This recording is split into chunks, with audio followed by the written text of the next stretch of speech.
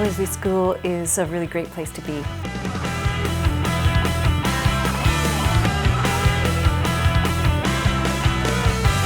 Ellerslie is a K-9 school. We've got about 2 classes at each of 7, 8, 9, and then multiple classes, including 6 classes of kindergarten, and then 4 grade 1s and so on up through grade 6. We have children from different socioeconomic backgrounds, children that are coming from diverse cultures and different belief systems as well, with different traditions, I'm sure different family structures. Now remember, you have to introduce yourself. We have a very large ELL population. We probably have 40% of our students who are coded as ELL, that's English language learners. Hi, my name is Prabjot. I like Edmonton because it welcomes people from India and from all over the world. It's very important to me that we create a school that is happy, that where students want to attend and where they're recognized and where we say hi by name. That's my team, right? Okay. Thanks, Jonah. It has to be a warm place. It has to be a place where kids are going to feel free, they're going to feel safe, and they're going to want to be able to express themselves so that they can just be who they are, and we get the best from them in that respect. It's a safe and caring environment, it's a fun environment, it's a place where students have passion about learning and passion about being together.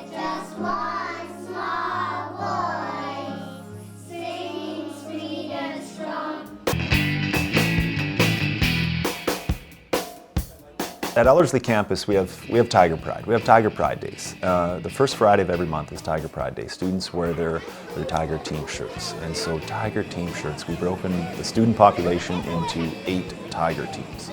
And so first Friday of every month, they get to wear their Tiger shirts, they get points. And specific to this Friday coming up, we have, it's May 4th. So we're calling it May the 4th be with you. So it's Star Wars theme day. So students are going to come dressed in Star Wars theme, Tiger Day theme, maybe a little bit of both. So we do lots of things that create pride in being here, that make students want to be part of the Ellerslie team.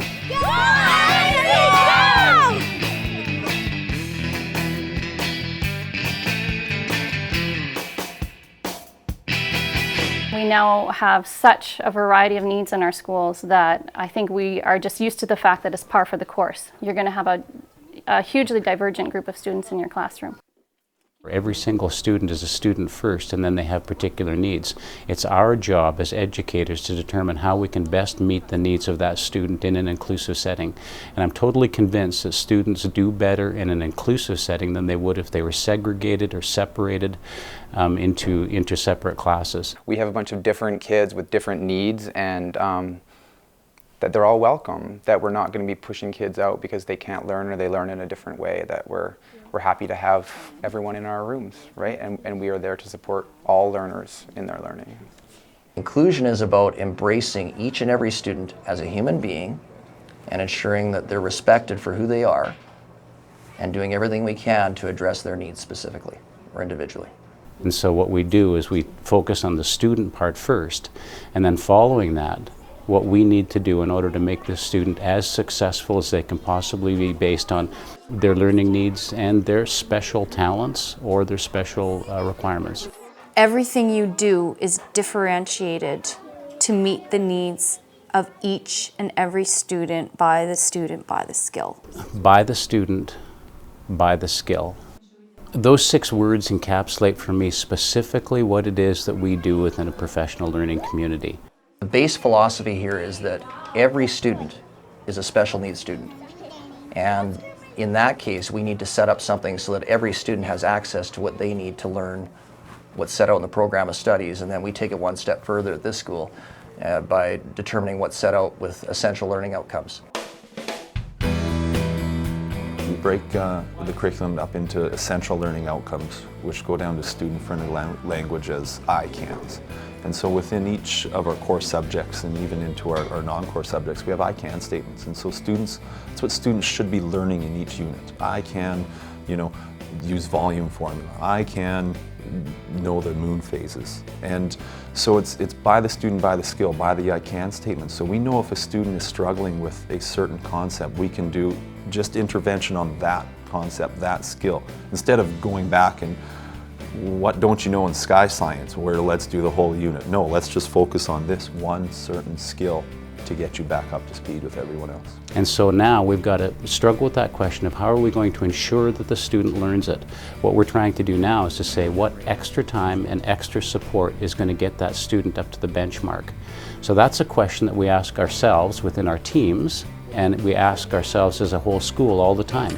What more do we need to do to be able to increase the amount of time, the amount of support, so that students can get that essential learner outcome? The traditional school is defined by a hallway with 12, 15, 20, 40 individual classrooms. And traditionally what we've done in education is we said to a teacher, oftentimes a first year teacher, here's your classroom and here are your students, and by the way, you've got 4 or 5 students that have special needs within this classroom, and we'll visit again in June and find out how those students are doing. So off you go, teach. Excellent. For those folk, can you read or draw for now? I don't think there's ever any advantage being an island, and I think just the history of teaching, and I know my first year when you're given the curriculum and said go teach, I think you get your best work through collaboration. We're a professional learning community, which is fairly simple. We're a group of professionals that work together, they collaborate, and it's focused on student learning. In a professional learning community, and when we focus on collaboration, we say no, all students belong to all teachers. So now it's up to administration to create a schedule which requires teachers to work in collaborative teams. When we first started, it was difficult for people to really put this into their timetable, into their schedule. When would we collaborate? When would we put that in our classrooms? When would we teach like that? In terms of the organization of a collaborative culture, one of the things that I'm responsible for is timetabling. And my job is to set up a timetable structure that everybody can understand and work within as best I can. And in doing so, it's important that I take into consideration what staff feel is most important. Well, one of the ones was staggered recesses. Another is having our lunch hour end at the same time, right from grade 1 through to grade 9. Less issues with transition that way. Setting it up so that we have extra time and support for students during their phys ed classes. We have 4 grade 1 classes. They all go to phys ed at the same time. We have one phys ed specialist, and then we have another teacher that works with that class. Meanwhile, our other 2 teachers, and in some cases only one of the teachers, are pulling students out and giving them extra time and support in areas that they need it. At the very end of the day, we have time set up for our junior high students, and they're involved in tutorial, and that happens every day from 2:25 to 3 o'clock. So that's another scheduling component. By making scheduling changes and sort of having an open idea of collaboration and establishing a norm that everyone will collaborate for 1 hour a week, I think it's pushed the collaboration farther. So I think that now that we have a framework that it's more academic collaboration, I think it pushes the collaboration farther. Now it's a culture. Teachers are embracing it, support staff are embracing it, the school as a whole is embracing it, and our students are embracing that culture. Our teachers get together on a weekly basis for a minimum of 1 hour per week. They collaborate, and it's focused on student learning. You've got this whole team to work with. We talk about the collective expertise of the building, and we talk about reciprocal accountability. So the fact that it's not my job to meet the needs of the students, it's all of our job. So if I've got a student with special needs that I'm not familiar with, I've got the whole staff to go to, and it's actually the responsibility of the whole staff to help me meet the needs of that child. The collaborative teams get together a required 1 hour per week minimum, and that just doesn't cut it anymore. Teachers are meeting all the time collaboratively because we've created that structure and we allow them the time. Our principal has said that you are required to collaborate at least 1 hour a week with your grade level team, but there are divisional team meetings that happen and K-9 meetings that happen for subject specific as well. The collaborative team structure is that every single teacher is involved in a collaborative team that is horizontal. So my grade 3 teachers are involved in the collaborative team with 3 teachers, and they get together on a regular basis. In this school, they've chosen to meet virtually every morning from about 7:15 till 8 o'clock so that they have that time to be able to talk about their day, how they're going to work with students. I think collaboration for us, never ends at 8 o'clock when we leave our classroom to go on and teach our day. Jason and I, because we teach next door, often talk in the hallway at recess or at a break. We're talking at lunchtime, we're planning, we email. So it's constant collaboration. We are talking all the time about where we are at in our curriculum, about where we're going to be heading to next and maybe where we should be going next, and we're constantly reevaluating the time that we need, because some students need extra time and extra support. And so that's where a lot of our collaboration comes in, is talking about how we can give that to our students on a daily basis. With the grade 6 team, we have horizontal planning on a daily basis. We meet, whether it be in the morning or after school, to decide the plan of attack or how things have operated for the day, to determine where we need to focus for intervention and where we need to move forward with the different skills that we're giving to the students to learn. We're always in communication with each other. We're always sharing ideas, whether it's in the hallway, in the staff room, out on the playground, wherever we can meet as professionals. We often converse about, oh, we're doing this, or we need to do that. It also gives us a good chance to make sure that we're doing the exact same thing at the exact same time, and all the grade 6 students are getting the same piece each and every day. Some of the students in both classrooms, they're a little low on a certain skill or a certain I can, and so we'll put some students in one classroom for a refresh and intervention, and we'll put other students into the other class for an extension and sort of the nice to know information surfaced around that skill. It's not me teaching my 30 kids in my classroom all the subjects. I might be able to move some out of my extra support group into... This morning what we did is we regrouped and we said, okay, Angie, here's the activity that you're going to do. Let's regroup our student. You're going to take this group of students. You're going to take the group that needs that extra support, the more intervention. Melissa, you're going to take the students who are almost there that we want to bump up, and I took the group who, the stretch group. Let's challenge them. That is a pattern. Who can give me an example? In my room, we call it the switcheroo. 1-2 switcheroo. Their names are read out or their names are on the board, and they're never quite sure if they're going to get to stay downstairs or go upstairs to the other 2 teachers.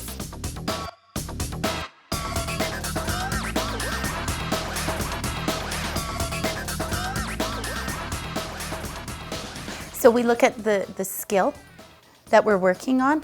The groups are always changing, they're always fluid. Yeah, I don't always stay in the same room. The teacher, she calls the names out and we line up at the door to go to the classrooms. I think the students get to understand that it doesn't matter which teacher is in the classroom, that they're getting the same message. They're learning the same skills. They don't have to decide between which classroom they would prefer to be in, because they know that the information is the same. So the kids change and the teachers change, and we really feel like that way nobody ever feels like they're in the low group or I'm in the high group. It's kind of fun because you have 3 different teachers.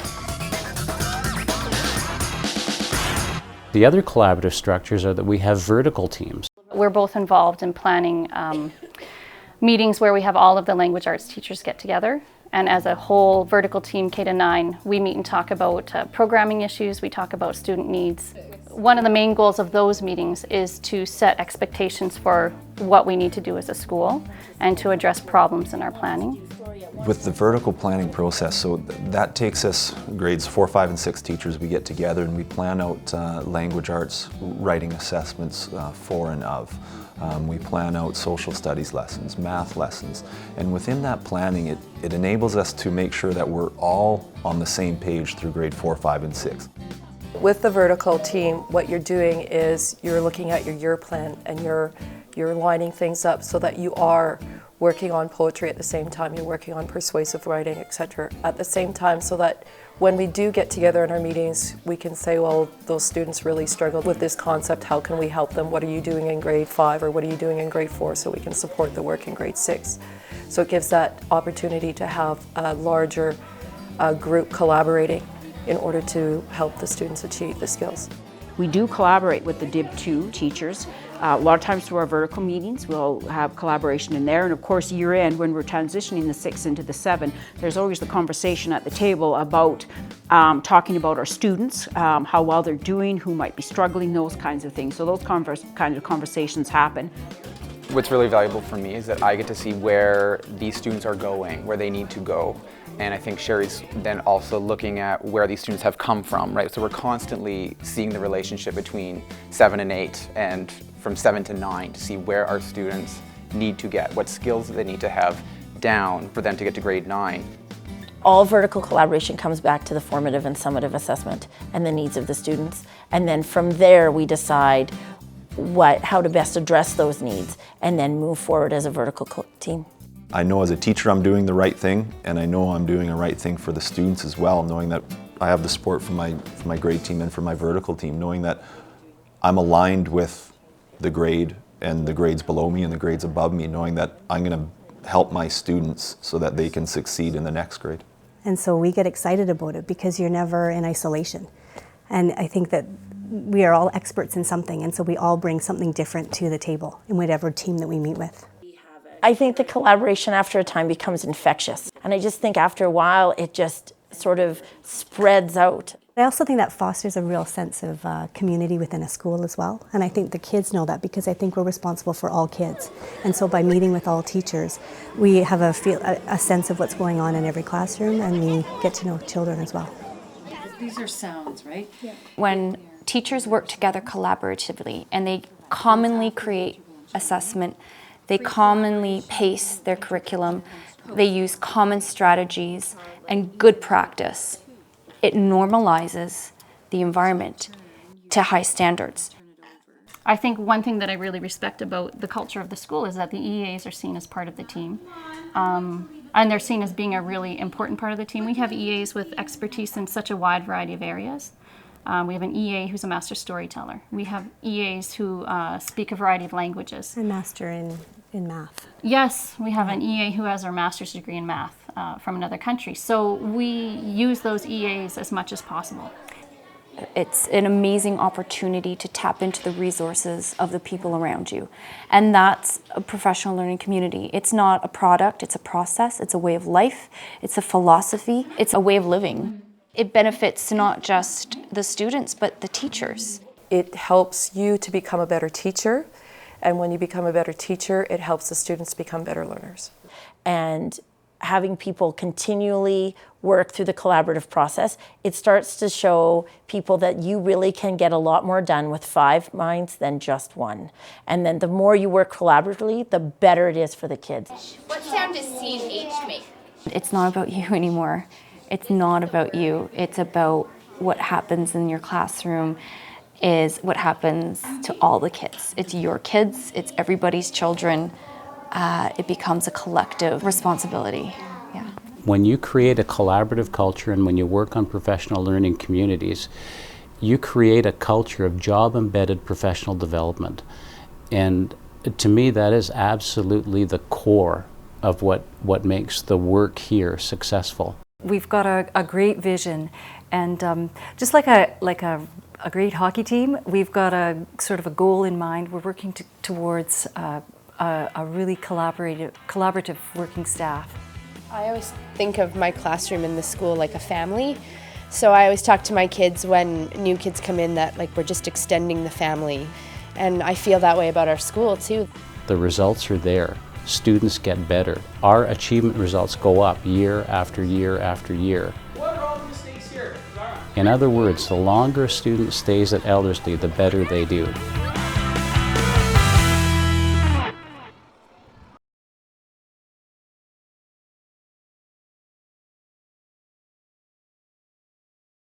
To learn more about what Edmonton Public Schools is doing to support inclusion, visit us online at epsb.ca/inclusive learning.